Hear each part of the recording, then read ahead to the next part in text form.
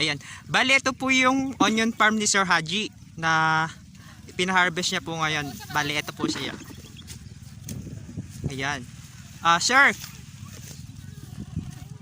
ilan po yung estimate na ma-harvest niyo po ngayon? Baka mga 110 gano'n, 120. 110 hanggang 120. Parang tingin ko nasa 300. Ay, magkaibang lote kasi yan. Ay, magkaiba. Bali, itong straight na to, dito lang po yun sa inyo. Tapos sa kapatid ko yun, Sa magkano po na idil tong sibuyas nyo? 33. 33. Less. Ay, alam patay. Ay, walang less. Wala lang less. Pero sa tansya nyo po ba sa 33 magkakaroon na po kayo ng kita? Kitang konti. Pang alis pagod. Pambili ng bigas. Yun lang, wala na.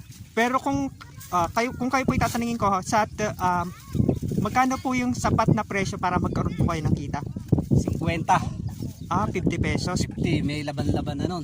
Kikita ka na ng medyo ka nga makakabayad ka na sa utang. May konti ka pang panaguran. Sa 33. Sa 33, kung ika nga marami kang utang at kagayang wala kang ani, baka ika nga may matira ka pang utang. Mabibigyan mo naman yun ng kuting ko konti. Bali makapagpauna po kayo sa... Tapos wala ka maipupundar. Ayun nga lang, medyo tagilid. Tagilid, konti. Pero kung sa 33 at maraming ani, nalilibo ka ng ani, maganda. Kagaya ito, ani niya, meron 200 yung dalawang bags na yan. yun nga po. Tapos ganyan na halaga. Kung nasa 40 to 50 sana ayun, ayun. 40 hanggang 40 saan man lang. Yun nga, sana mapansin ho kayo ng government na sana.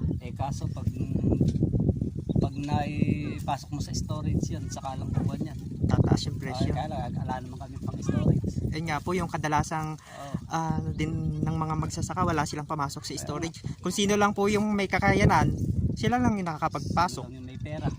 Sino lang yung malaking financier. Yung may malaking kapital. Kapital. Kagaya ito, halimbawa, storage ko to. Di mangungutang pa ako ng storage fee. Storage fee. Hindi naman yung storage fee kasi babayaran mo yun pagka nailabas mo to. Ang ibabayad mo yung magsasake. Yung supot, bibili ka ng supot. Yung nagkaryada. Yung tracking, yung karyada, tracking papuntang storage. Kung hindi mo ibebenta, saan ka kukuha nun? Yun nga po. Kailangan, tapos kailangan mailabas din yung pinakapuhunan ng ano. Hindi ka pa sigurado sa storage. Kasi kung minsan yung imported sumasabay. Ayun lang ho ang problema. Ayun, malaking kalaban. Opo.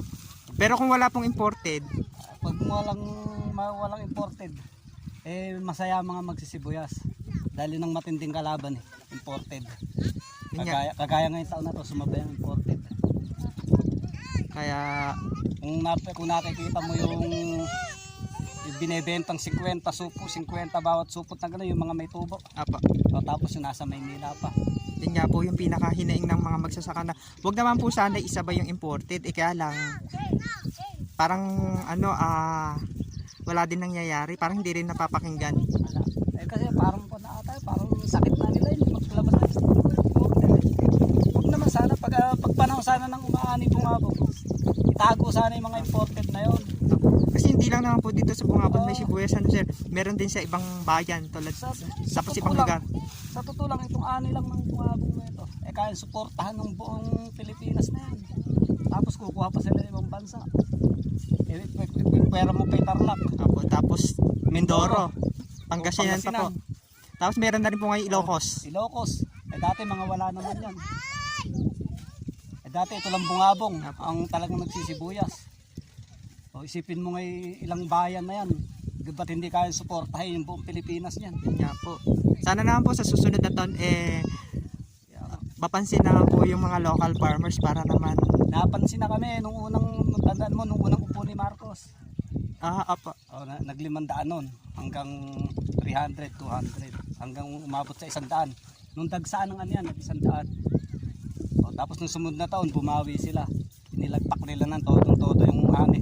Magkano lang yung 15 na hanggang ngayon hindi na bumalik yung paano nung panahon na yun, hindi hindi nagpapasok si Marcos ng storage ng imported. Oo, ng po niya.